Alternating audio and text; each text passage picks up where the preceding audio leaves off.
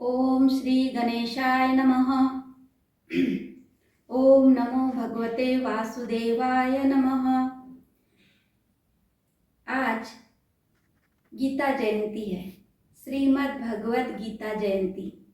तो आप सभी लोगों को मैंने पहले भी बताया है पहले वीडियो में कि जो भी धार्मिक वीडियो है वो मैं तभी शेयर करती हूँ कि उसमें का हर एक चीज़ अच्छे से और सही सही अगर मुझे पता हो, मैंने खुद पढ़ी हूँ, अनुभव किया है, तो ही मैं उसमें वीडियो डालती हूँ और बताती हूँ। तो ऐसे ही आज गीता जयंती है, तो आप लोगों को अगर पता हो तो बड़ी अच्छी बात है, और अगर नहीं मालूम है तो गीता जयंती और गीता जयंती के साथ में ही खाटू श्याम जी के बारे में बहुत बढ़िया उससे जुड़ के है ये जो परिचय जो भी दे रही हूँ जानकारी मैं खाटू श्याम जी के बारे में, तो ये उसी से जुड़ के है।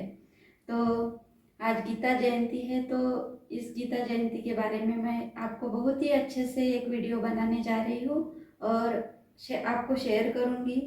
आपको जैसा भी समय मिले आप अपना अमूल्य समय निकाल कर उसको अवश्य सुनिए, और उसमें से अगर कोई जानकारी आपको अच्छी लगती हो तो आप अपने पारिवारिक जनों में, रिश्तेदारों में, मित्रों में उसको आप शेयर करिए और उसका खुद अनुभव करिए। मैं जो भी चीज़ धार्मिक कार्य से जुड़ी रहती है वो मैं जब भी वीडियो बनाती हूँ तो उसमें जैसे सामने वाले का कुछ अच्छा हो, ये सोच के ही मेरा उद्देश्य होता है वीडियो डालने का। तो मेरे घर में ये है श्रीमद् भगवत गीता। ये श्रीमद् भगवत गीता जब मेरे दोनों बच्चे, बेटी बेटा दोनों बच्चे, बेटी और बेटा जब छोटे थे उस समय ये भगवत गीता मैंने खरीदी थी और मेरे बच्चों के कहने पर मैंने ये भगवत गीता मेरे घर में लाई थी। तो नवरात्रि का समय था और मैं नागपुर के प्रताप नगर में जो माता जी का मंदिर है वहाँ पर मैं पूजा करने गई थी और वहाँ पर मैं दुर्गा सप्तशती खरीद रही थी। उस समय मेरे बच्चों ने एकदम से मुझे कहा था कि मम्मी भगवत गीता खरीदना है। और कभी भी ना छोटे बच्चों में जो भी बोलते हैं छोटे बच्चे, तो उसमें ना सत्य बात होती है। छोटे बच्चे मेरे घर के हो या आपके घर के, तो भगवान का रूप होते हैं। देखिए उनमें बुरा कुछ नहीं आता, उनके मन में कुछ भी आने, जो भी करेंगे वो उनके आने गलत विचार नहीं रहते हैं उसमें। तो सत्य बोलते हैं बच्चे, तो एकदम मैंने वो खरीद ली। और जब भगवत गीता मैं लाई तो उसके 8 दिन के बाद में इसके साथ से जुड़ा मेरा एक चमत्कार भी मेरे साथ में हुआ है, वो भी मैं आपको उसमें शेयर करूँगी।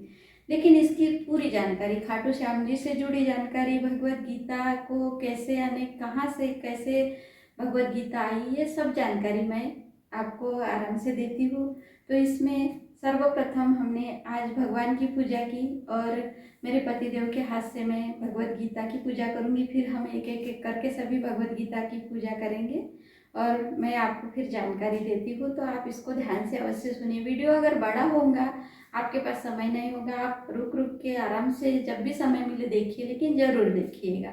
कारण भगवत गीता एक जीवन जीने का बहुत ही बढ़िया है। इस कलयुग में बहुत ही बढ़िया, कलयुग क्या हर युग में गीता अच्छा ही है, लेकिन अभी के समय में जो है तो ये गीता जीवन जीने का एक सही मार्ग है। तो यही मैं आपको समझाने जा रही हूँ। आप सभी को गीता जयंती की हार्दिक शुभकामनाएं। देखिए आज सारे विश्व में बहुत ही धूमधाम से गीता जयंती मनाई जा रही है। तो जो भगवत गीता है, ये भगवत गीता करीबन 5000 वर्ष पहले जब द्वापर युग चल रहा था और कुरुक्षेत्र के मैदान में जब पांडव और कौरव का युद्ध हो रहा था, उस समय अर्जुन बहुत विचलित हो चुका था। जब वो युद्ध के मैदान में पहुंचा तो उसकी युद्ध करने की शक्ति पूरी छीन हो चुकी थी। उसको लग रहा था कि ये जिनसे मैं युद्ध लड़ रहा हूँ ये मेरे ही अपने हैं। तो ऐसी स्थिति में वो जब युद्ध नहीं लड़ रहा था तो उस समय भगवान श्री कृष्ण ने उसे बहुत समझाया था। तो जब श्री कृष्ण ने अर्जुन को उसी कुरुक्षेत्र के मैदान में ये भगवत गीता अपने मुख से कही थी। भगवत गीता को लिखा है वेद व्यास जी ने। वेद व्यास जी वो भी श्री कृष्ण ही थे, वेद व्यास जी बनकर आए थे वो, लेकिन वो भी वेद व्यास जी भी श्री कृष्ण ही है। तो वेद व्यास जी ने इसको लिखा है, लेकिन कहाँ है साक्षात श्री कृष्ण ने अपने मुंह से अर्जुन को। तो अर्जुन को जब भगवत गीता पूरी सुना दी थी, तो उस समय यानी अर्जुन को पता चला कि ये जो श्री कृष्ण है ये तो भगवान है। उसके पहले तो श्री कृष्ण को वो अपना मित्र समझते थे, अपने मामा का लड़का, कारण श्री कृष्ण जी उनके मामा के बेटे थे, अर्जुन उनके बुआ के लड़के थे। कितने ही जन्म अर्जुन के और श्री कृष्ण के साथ में हुए, लेकिन अर्जुन सब भूल चुका था, लेकिन भगवान श्री कृष्ण को सब पता था, क्योंकि वो भगवान है। तो वो समय था मार्गशीर्ष महीने का शुक्ल पक्ष की एकादशी। तो अभी मार्गशीर्ष महीना चल रहा है, शुक्ल पक्ष है, और आज एकादशी तिथि है। आज सोमवार भी है, शंकर भगवान का दिन। आज मोक्षदा एकादशी है, विठल रुक्मणी के लिए जो हम करते हैं, ये भी उनके ही अवतार है। तो और मेरे लिए बहुत खुशी की बात है, कारण आज मेरे पति का जन्मदिन भी है। और तो आज यानी मार्गशीर्ष महीने की शुक्ल पक्ष की एकादशी के दिन होती है गीता जयंती। और उस समय यही महीना, यही दिन, यही तिथि थी, तो हर साल इसी तिथि पे गीता जयंती मनाई जाती है। तो पूरा विश्व मना रहा है। और जो भगवत गीता है वो न किसी एक धर्म के लिए है, न किसी एक जाति के लिए है। भगवत गीता सभी के लिए है। धर्म और जाति ये तो हम लोगों ने बांटे हैं। देखिए, भगवान श्री कृष्ण अलग अलग रूपों में भगवान विष्णु अवतार लेकर पृथ्वी के लिए आते हैं। जब भी अच्छे लोगों पर जब अत्याचार बढ़ता है, पृथ्वी माता बर्दाश्त नहीं कर सकती है कि यहाँ पर यानी इस प्रकार से सब बिगड़ने लगता है स्थिति, तो उस समय भगवान अपना अवतार अलग अलग लेकर आते हैं। जैसे भगवान बुद्ध भी उनका ही अवतार है, विष्णु जी का। तो भगवान कृष्ण ने कहा है भगवत गीता में कि पीपल के वृक्ष में मैं हूँ, यानी पीपल के वृक्ष में साक्षात श्री कृष्ण को बताया है। तो देखिए, भगवान बुद्ध को जब अध्यात्म की प्राप्ति हुई थी तो उसी वृक्ष के नीचे हुई थी। तो अब लोग तो तर्क वितर्क इधर से उधर करते, लेकिन इसमें कोई मतलब नहीं। तर्क वितर्क तो करना ही नहीं चाहिए, जो है। तो और उन्होंने कहा है कि भगवत गीता में कि मैं गाय में हूँ। तो गाय में भगवान, साक्षात गाय में भगवान का निवास है, श्री कृष्ण का। तो अब जो गंगा माता है श्री कृष्ण के चरणों से निकली है, और जो श्री हरि के चरणों, हरि यानी श्री कृष्ण ही है। और जो भगवत गीता है श्री कृष्ण ने अपने मुख से बोली है। तो गंगा में नहाकर पाप धुलते हैं। पाप भाई वो ऐसे ही नहीं धुलेंगे कि जानबूझ अनजाने में हुए पाप धुलेंगे, जानबूझकर पाप कर रहे, गंगा नहा रहे, तो ऐसा कुछ नहीं होगा। वैसे ही भगवत गीता में कहा है कि योग्य व्यक्ति को ही भगवत गीता सुनाना भी चाहिए, सुनाने वाले ने। तो ये मोक्ष का और मुक्ति का जो साधन है, और भगवत गीता हमें जीना सिखाती है। इसके 18 अध्याय है। 18 अध्याय आप भगवत गीता घर में लाइए, 18 अध्याय उसके पढ़िए। कैसे रहना है, कैसे वस्त्र धारण करना है, क्या खाना है, सब भगवत गीता सिखा देती है। किसी को पूछने की आवश्यकता नहीं है। अगर बच्चों को आप बचपन से भगवत गीता का ज्ञान कराते हैं, उन्हें पढ़ने लगाते हैं, भाई पढ़ाई भी करना है, जैसे खेलकूद के लिए समय निकालते हैं, वैसे अपने बच्चों में थोड़ा सा इसको पढ़ने का भी समय निकालो। आपको उनके बड़े होने के बाद कुछ सिखाने की आवश्यकता नहीं पड़ेगी। बड़े होने के बाद बच्चों को बोलेंगे ये करो, वो करो, पूजा पाठ करो, वो नहीं करेंगे। बचपन से हैबिट लगाना है। मैंने मेरे घर में लगाई है मेरे बच्चों को। मेरे पति, मेरे बच्चे यानी हर दिन एक श्लोक पढ़ते हैं। मैं तो 7 दिन का सप्ताह साल में 1 बार या 2 बार रख के पढ़ती थी, कारण इन लोगों को समय नहीं मिलता था। तो ये स्कूल जाने के पहले, बच्चे पति ड्यूटी जाने के पहले एक श्लोक पढ़ लेते थे। ऐसा उनका 1-2 बार साल में पूरा भगवत गीता रिपीट हो जाता है। तो सही में इसमें इतना खजाना भरा है भगवत गीता में। हम कौन सा खजाना ढूंढते हैं इस पृथ्वी पर आकर? पैसे जमा करना है, सोना जमा करना है, घर बनाना है, 1 मंजिले से इतने मंजिले बनाना है, गाड़ी लेना है, वो लेना है, इसके पीछे दौड़ धूप करते रहते हैं। सब यहीं के ही पड़ा रहता है। लेकिन भगवत गीता में वो खजाना है जो हमें जीने का तरीका बताता है और हमें मोक्ष की प्राप्ति भी करा देता है। ये खजाना है, तो क्यों इसे छोड़ना चाहिए? भाई इसको करो ना, तुम बच्चों में शुरू से हैबिट डालो तो सब कुछ अच्छे से बच्चे सीख जाएंगे। और हर कोई पढ़ सकता है, कोई बंधन नहीं है, हर धर्म जाति का व्यक्ति इसे पढ़ सकता है। भगवत गीता के 18 अध्याय जो है उसमें से आप पूरी भगवत गीता पढ़ लीजिए। थोड़ा थोड़ा पढ़िए, एक दिन एक अध्याय नहीं भी करोगे तो चलेगा। उसको समझ समझ कर एक श्लोक पढ़िए, उसका अर्थ समझिए, तो उसमें आपको यानी पूरा जानकारी मिल जाएगी। वो जीने का एक सही तरीका है भगवत गीता।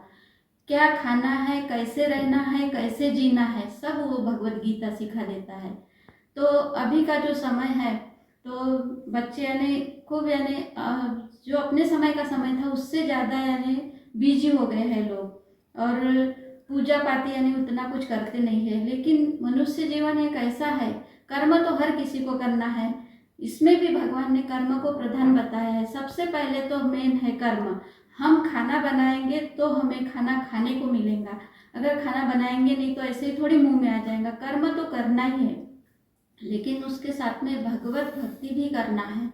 और भगवत गीता ये ना तो किसी जाति के लिए है, ये तो पूरे संप्रदाय के लिए है। जाति धर्म तो ये हम लोगों ने बना के रखे हैं। भगवत गीता एक ऐसा साधन है कि हर कोई पढ़ सकता है, हर किसी कोई उस मार्ग पर चल सकता है। तो ये है भगवत गीता। आप भगवत गीता सुने हो तो बहुत बढ़िया बात है, अगर नहीं सुने हो तो मैं तो हाथ जोड़कर कहूँगी कि भगवत गीता अपने घर में लाइए, खुद पढ़िए, और बच्चे अगर छोटे हैं तो उसी समय से उनको हैबिट डालिए। थोड़ा सा समय जैसे बच्चों को खेलने के लिए हम पढ़ाई के अलावा खेलने के लिए निकालते हैं, उसके अलावा मोबाइल देने के बजाय, टीवी देखने के बजाय बच्चों को उस भगवत गीता को हाथ में दीजिए, पढ़ने लगाइए।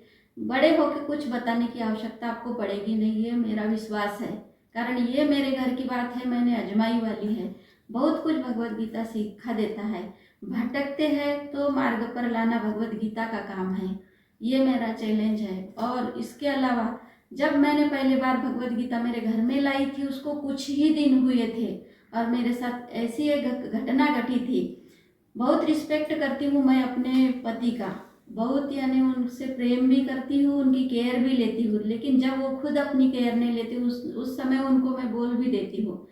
लेकिन स्वभाव एक ऐसा है कि मैं थोड़ी ऐसी बड़बड़ बड़बड़ करते रहती हूँ, तो किसी को लगता होगा कि ये तेज होंगी, ये कम बोलते हैं तो ये नरम होंगे, लेकिन ऐसा कुछ नहीं। मेरा परिवार बहुत बढ़िया है और सभी हंसी मजाक वाले सब बहुत बढ़िया है। लेकिन उस समय की बात है जब मैंने घर खरीदा था और उस समय पैसे की दिक्कत थी मेरे साथ में, और उसी साल मेरे पति का ट्रांसफ़र होने वाला था, और मेरे पति ने कहा था कि मैं पैसे भर दूंगा, लेकिन कोई गारंटी नहीं थी कि पैसे भरने के बावजूद ट्रांसफ़र उनकी जहां मन चाहे मिलेगी। तो उस समय मैंने उनसे कह दिया था कि आप पैसों के चक्कर में मत पड़िए, भगवान सब बराबर करता है। तो क्योंकि अपने पास उतना पैसा नहीं है कि हम ये इधर का सब करके, बच्चों की पढ़ाई भी है और इस सब करके पैसा दे देंगे। होता है तो ठीक, नहीं तो पैसा जाएगा और फिर अपन परेशानी में पड़ जाएंगे। तो उन्होंने कुछ नहीं किया। जब ट्रांसफ़र हुई तो ऐसी जगह हुई कि वो आदमी वहाँ पे ड्यूटी नहीं कर सकते थे, और उस समय उन्होंने ऐसे चिढ़े थे मेरे ऊपर, बोल रही थी कि भगवान सब अच्छा करता है, ऐसा करता है। और उस बार मैं मेरे पति पे पहली बार इतनी क्रोधित हुई कि आप सब कुछ बोल देना, लेकिन ऐसा भगवान के लिए कभी कुछ बोलना मत। जब भगवान अपना सब अच्छा करते तो बहुत खुश रहते हैं, और जरा सा कुछ बुरा हो गया तो भगवान ने ऐसा किया, भगवान ने ऐसा किया, अपन करते रहते हैं। तो उस दिन मैं उन पे गुस्सा हुई थी, चाय रखी थी, चाय मैंने उनको छान के नहीं दी। मैं बोली अभी के अभी उठो, मंदिर में जाओ, भगवान के पास घर के मंदिर में माफ़ी मांगो।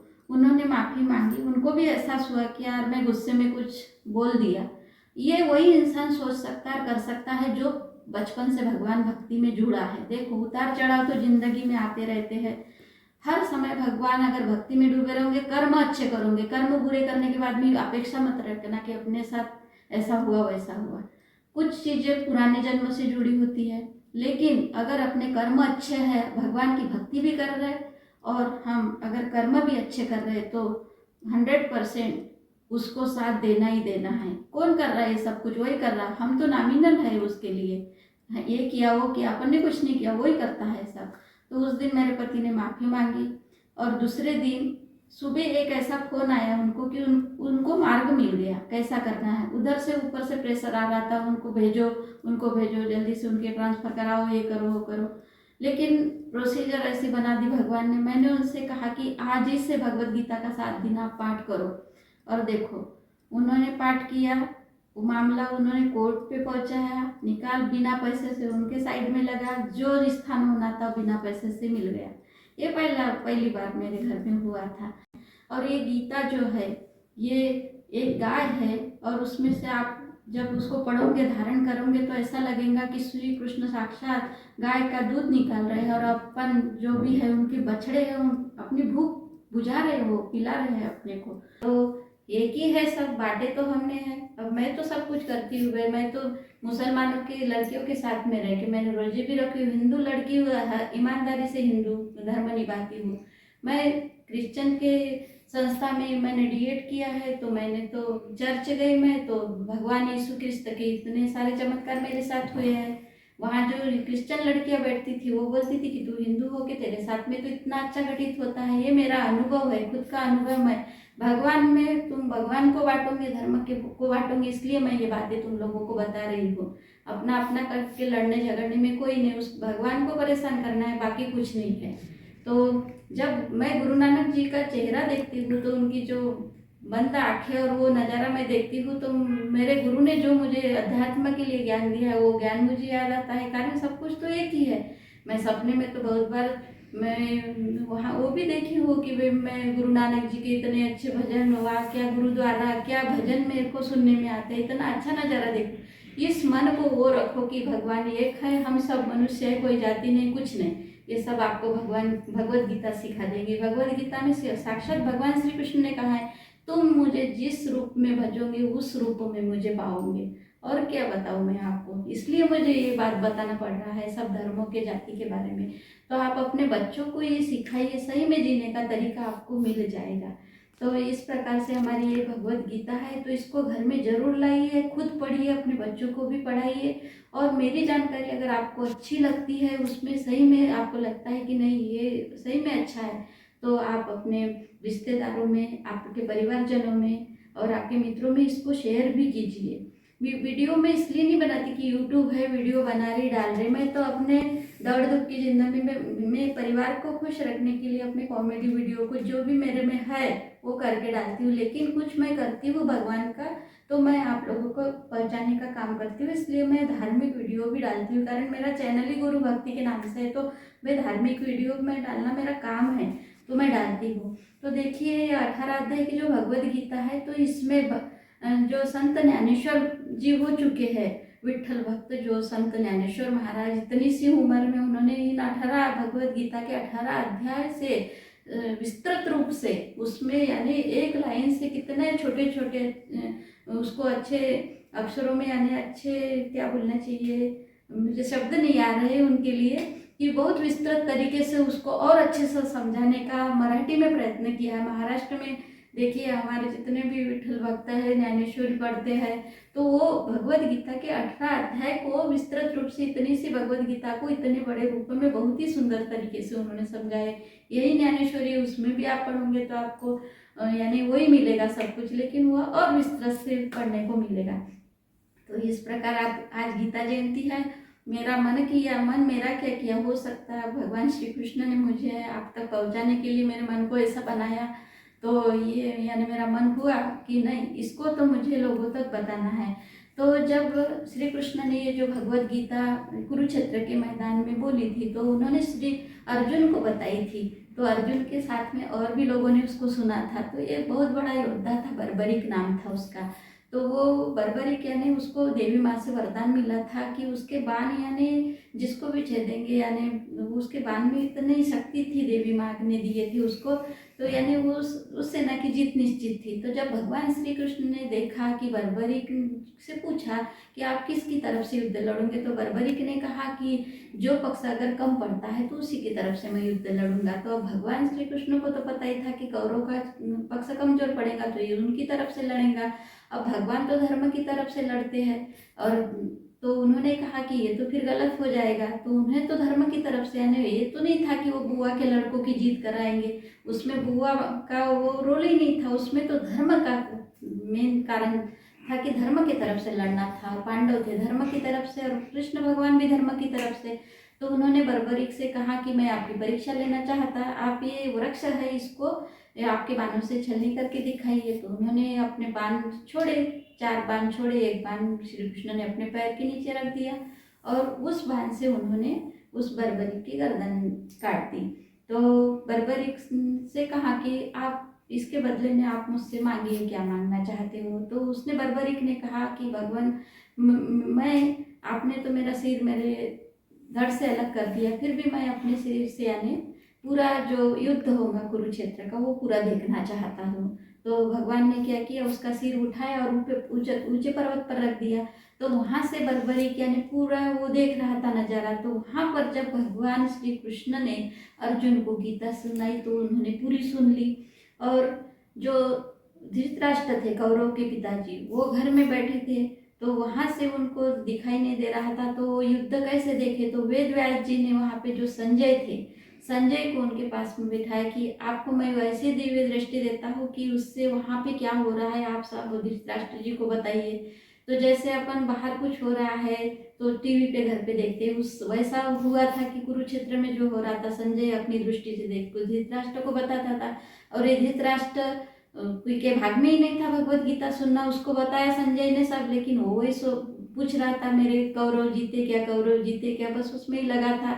उसकी बुद्धि भ्रष्ट हो गई थी, उसने तो कुछ नहीं सुना। तो ये सुना था बर्बरीक ने, अर्जुन ने और संजय ने सुना था उस समय में। तो जो बर्बरीक है, फिर पूरा युद्ध कुरुक्षेत्र में युद्ध हो गया, फिर सब पांडवों को बिठाया और श्री कृष्ण भगवान ने उनसे पूछा कि पूरे युद्ध में आपने क्या देखा। उस समय बर्बरीक भी थे, उनको भी पूछा। तो बर्बरीक ने कहा कि भगवान मुझे तो वहाँ पे कुछ भी नहीं दिखाई दिया, केवल आप ही दिखाई दिए। तो भगवान खुश हो गए। भगवान ने कहा कि मांगो, तुम्हें क्या वरदान मांगना है। तो बर्बरीक ने कहा कि भगवान मुझे ऐसा वरदान दीजिए कि लोग आपके रूप में मुझे पूजे। तो भगवान ने कहा कि हाँ ठीक है, आने वाले युग में मुझे तुम्हारे रूप में पूजेंगे। तो उसने पूरा यानी भगवान को ही देखा था, तो साक्षात उनमें भगवान समा गए। और वही जो बर्बरीक है आज खाटू श्याम जी के नाम से हम पूछते हैं, और वो साक्षात यानी बर्बरीक खाटू श्याम जी कृष्ण है। तो इस प्रकार से मुझे जानकारी जितनी थी, मैं कहीं से सुनती पढ़ते रहती हुई जो चीज़ें और जो पता रहती है मुझे वो मैं ज़्यादा से ज़्यादा आप लोगों को बताने का प्रयत्न करती हूँ। तो अगर आप लोगों को ये जानकारी अच्छी लगी होंगी तो आप लोग सुनिए और इसको लाइक शेयर भी कीजिए। तो ज़्यादा से ज़्यादा यानी अपने लोगों तक इसको पहुंचाने का प्रयत्न कीजिए, और जो इच्छुक हो सुनने के उसी को बताइए, जोर जबरदस्ती की नहीं कि किसी को भी सुना दिए। धन्यवाद।